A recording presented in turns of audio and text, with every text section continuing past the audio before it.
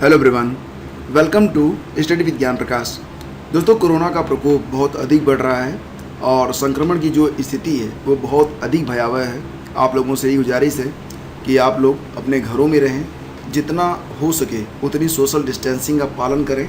जब भी घर से बाहर निकलें तो मास्क ज़रूर लगाएं, लोगों से हाथ न मिलाएं और अगर आप किसी कारणवश बाहर जाते हैं, घर पे आते हैं तो अपने आप को एक बार सैनिटाइज ज़रूर करें। कम से कम साबुन से हाथ और मुंह धोकर कपड़े को आप ज़रूर बदल दें।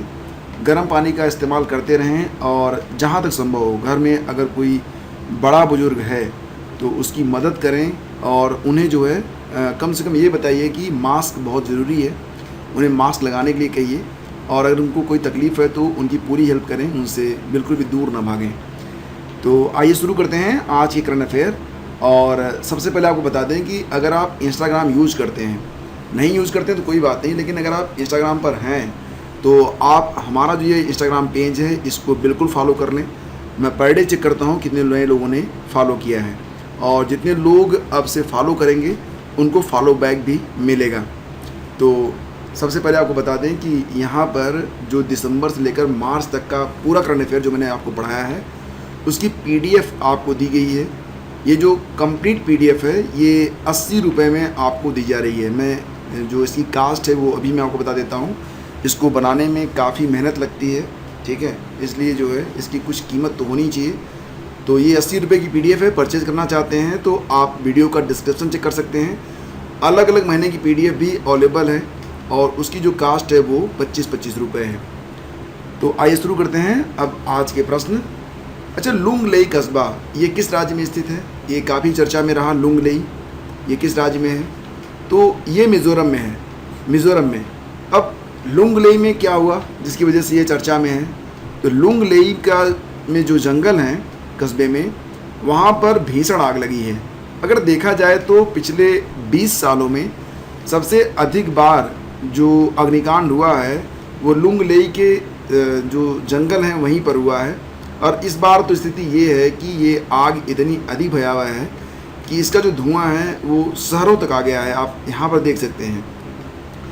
अगर हम बात करें लुंग लेई के बारे में तो ग्रीन पीस इंडिया द्वारा जारी एयरपोकैलिप्स रिपोर्ट, आपको याद है ये रिपोर्ट, मैंने पढ़ाया था इसके बारे में। एयरपोकैलिप्स रिपोर्ट 2020 के अनुसार लुंग लेई जो था ये सबसे कम प्रदूषित यानी कि सबसे स्वच्छ अगर कोई कस्बा था भारत में तो लुंग लेई था और सबसे अधिक प्रदूषित था झरिया। ठीक है, तो याद रखना झरिया कहाँ पर है? झरिया है झारखंड में, लुंग लेई कहाँ पर है? मिज़ोरम में। ये सबसे अधिक स्वच्छ जो वायु थी वो लुंग लेई की ही थी, लेकिन वर्तमान में स्थितियाँ बदल गई हैं। और जो मिज़ोरम के मुख्यमंत्री हैं जोरामथांगा हैं, राज्यपाल हैं PS श्रीधरन पिल्लई। कोविड-19 से लड़ने के लिए गूगल ने कितने रुपयों से भारत की मदद करने की पेशकश की है? तो जैसा कि आप जानते हैं पूरी दुनिया में गूगल और माइक्रोसॉफ्ट दो ऐसी कंपनियां हैं जो पूरे विश्व में लगभग हर देश में बहुत ज़्यादा, मतलब इसे अरबों और खरबों में भी नाप पाना मुश्किल होगा, का व्यापार ये लोग करते हैं।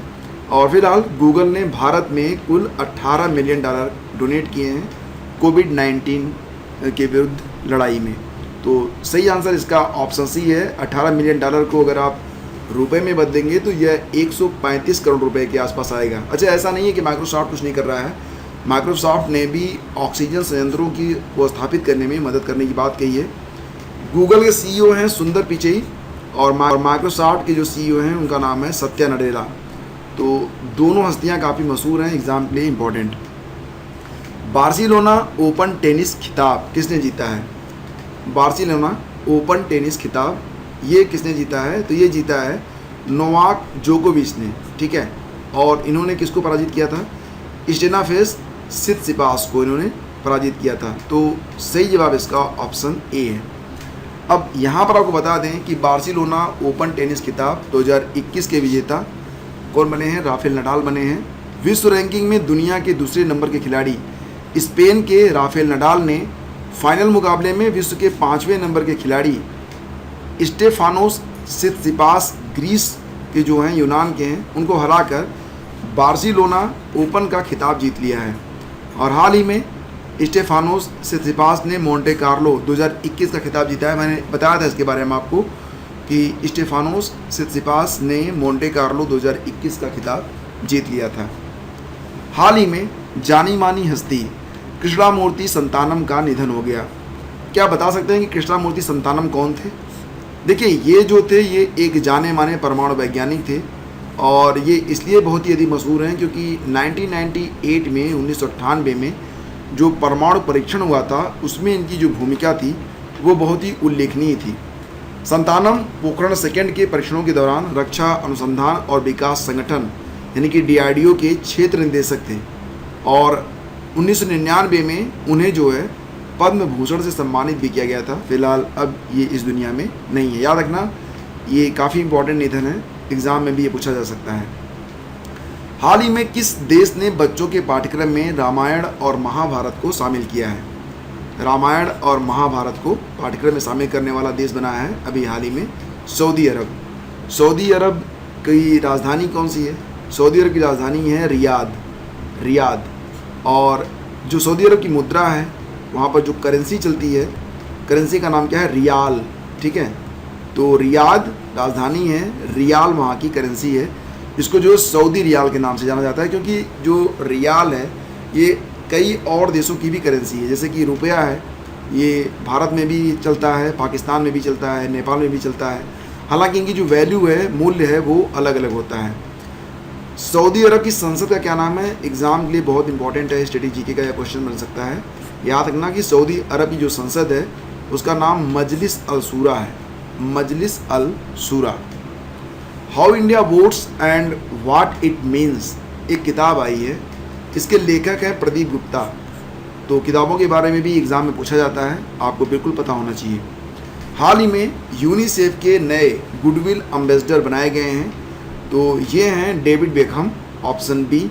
अच्छा, ये जो प्रश्न है इंपॉर्टेंट इसलिए है क्योंकि वर्तमान में पूरी दुनिया में कोविड-19 के विरुद्ध जो वैक्सीनेशन चल रहा है उसमें अभी भी कुछ लोग अज्ञानतावश जो ये वैक्सीन है उसको लगाने से मतलब बहानेबाजी कर रहे हैं और ख़ासतौर से अपने बच्चों को बिल्कुल नहीं लगा रहे हैं। तो ये कोशिश की जा रही है डेविड बेकहम के द्वारा कि बच्चों को वैक्सीनेशन के लिए लोगों को जागरूक किया जाए। डेविड रॉबर्ट जोसेफ बेकहम पूरा नाम है इनका।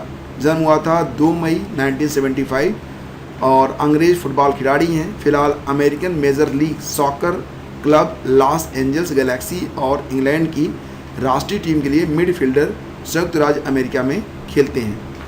और ये अखबार की कटिंग है, आप देख सकते हैं। UNICEF goodwill ambassador David Beckham leads global vaccination drive during world immunisation week. अच्छा, वर्ल्ड इम्यूनाइजेशन वीक कब से कब तक मनाया जा रहा है और इसका प्रायोजक कौन है? प्रायोजक तो वही है, WHO। ठीक है, और ये कब से कब तक है? तो ये है 24 से 30 अप्रैल। तो ये वीडियो आप आज देख रहे हैं 29 अप्रैल को। तो अभी जो है 2 दिन वर्ल्ड इम्यूनाइजेशन वीक के रूप में अभी शेष बचा हुआ है। और आप यहाँ पर देख सकते हैं वर्ल्ड हेल्थ ऑर्गेनाइजेशन WHO की ये वेबसाइट है, यहाँ पर सारी जानकारी दी गई है जिसमें बताया गया है कि वर्ल्ड इम्यूनाइजेशन वीक जो है 2021 में मनाया जा रहा है अप्रैल 24 से 30 के बीच में। और इसकी थीम रखी गई है, थीम याद रखना, थीम बहुत इंपॉर्टेंट है, vaccines work to bring us closer. ठीक है, अब क्विज नंबर 28 की बात है। क्वेश्चन था कि बंधुआ मजदूर उन्मूलन अधिनियम संसद ने कब पारित किया था? सही जवाब इसका ऑप्शन बी है 1976। और यहाँ पर जो नाम आज फीचर किया गया है वो नाम है स्वाति चंद्रा का। इन्होंने बताया है कि बंधुआ मजदूरी उन्मूलन अधिनियम 1976 को लागू करके बंधुआ मजदूरी को 25 अक्टूबर 1975 से संपूर्ण देश से खत्म कर दिया गया। इस अधिनियम के जरिए बंधुआ मजदूर गुलामी से मुक्त हुए, साथ ही उनके कर्ज की भी समाप्ति हो गई थी। फिलहाल फ्रेंड्स ये काफ़ी इंपॉर्टेंट है और आप लोग भी जो आंसर हैं उसको अच्छे से लिखा करें। वीडियो को आप लोग लाइक जरूर कर दिया करें, कम से कम 1 लाइक अभी आप लोग कर दीजिए क्योंकि मैं देख रहा हूँ लाइक्स बहुत कम आते हैं जितने लोग बात करते हैं। वैसे भी मुझे लग रहा है कि बहुत सारे लोग कोविड की वजह से अपनी स्टडी भी छोड़ चुके हैं, वो लोग बहुत ही घाटे में रहने वाले हैं। ऐसा बिल्कुल ना करें, स्टडी अपनी जारी रखें। जैसा कि वो पता है कि UPPCS की जो परीक्षा है वो 13 जून को ही होनी है। इसके बारे में जो सेंटर्स हैं वो अब जो है चुने जा रहे हैं और नो ऑब्जेक्शंस लिए जा रहे हैं, एनओसी ली जा रही है, तो तैयार रहिए, बिल्कुल समय नहीं है आपके पास। क्वेश्चन आज का होगा कि भारत द्वारा अफगानिस्तान के काबुल नदी पर प्रस्तावित जो बांध है उसका नाम क्या होगा। ये हैं आपके ऑप्शन, दाहला बांध, शाहतूत बांध, कजाकी बांध या फिर ग्रिस्क बांध। और ये जो क्वेश्चन है इसको अगर आप आंसर करना चाहें तो हमें इंस्टाग्राम पर भी आंसर कर सकते हैं। सर्च करें स्टडी विज्ञान और फॉलो करना बिल्कुल भी मत भूलें। और फ्रेंड्स, आज की वीडियो में बस इतना ही। शीघ्र मिलते हैं आपसे एक नए वीडियो में। Thank you for watching study with Gyan Prakash.